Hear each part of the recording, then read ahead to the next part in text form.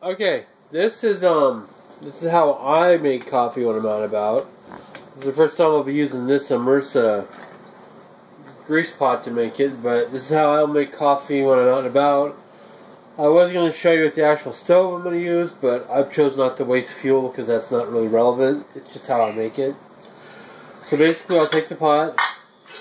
I won't be using this.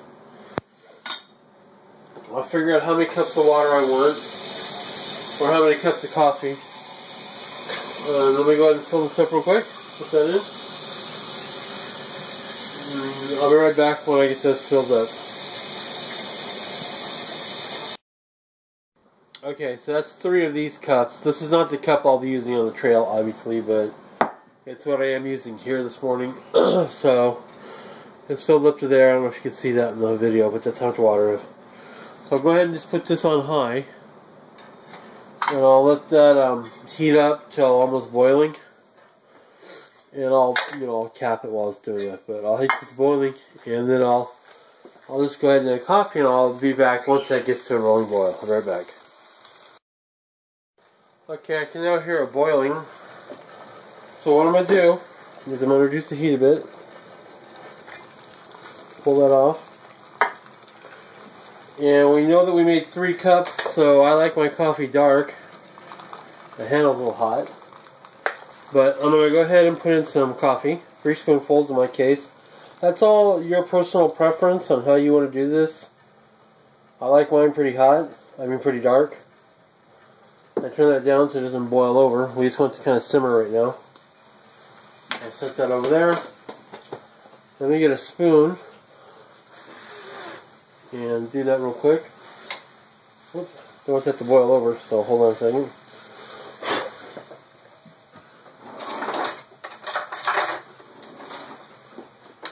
You gotta stir it up so it gets down in there, the grounds.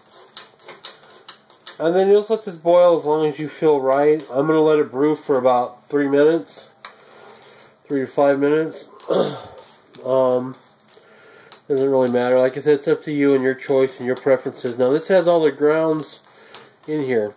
And this is usually the last thing I cook for the day because it'd be hard to clean it. I use the another pot, but I'm going to start using this one to make things easier. So we'll let that brew, and I'll be back in just a few minutes. Okay, we're back on? We are. We're back. Okay, so this has been boiling for a while. We're going to turn it off. Give it another stir real quick. Now, you might ask about the grounds in there. So, I normally have a smaller sieve, but I'll just use this one today because I'm not digging out my other one.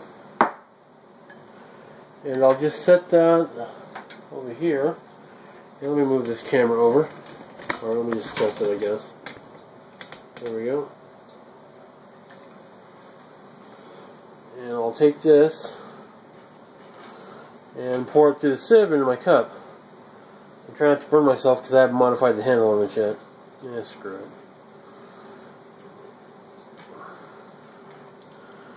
Dang, that's hot.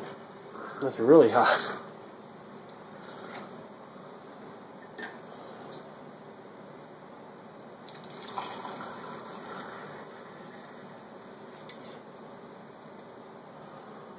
Now, as you can see, there's hardly any grounds in there.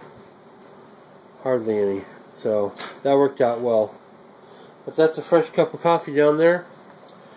It may have a ground or two that got through this sieve. There are finer quality sieves, but I don't have one right here today. So, that's the easy way to do it. Just pour it through the sieve.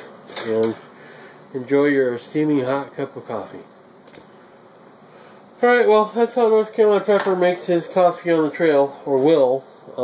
Like I said, I use the Stanley cup right now, but I'm going to upgrade to this, and that way I can do everything in one pot. So, there you go. Cowboy coffee on the trail, I guess. Alright, this is North Carolina Pepper. Please rate and subscribe. Have a great day. Thanks. Also, I want to state as an afterthought, there's these little metal things you can use called, like Keurig cups. And, oh yeah. And, those work well. or starting to get your coffee on the field. They don't weigh hardly anything. So, you can do that. Alright, well I'm going to go sit and enjoy a nice cup of coffee and play on the internets before I go. Alright, have a great day. Please rate and subscribe. Thanks.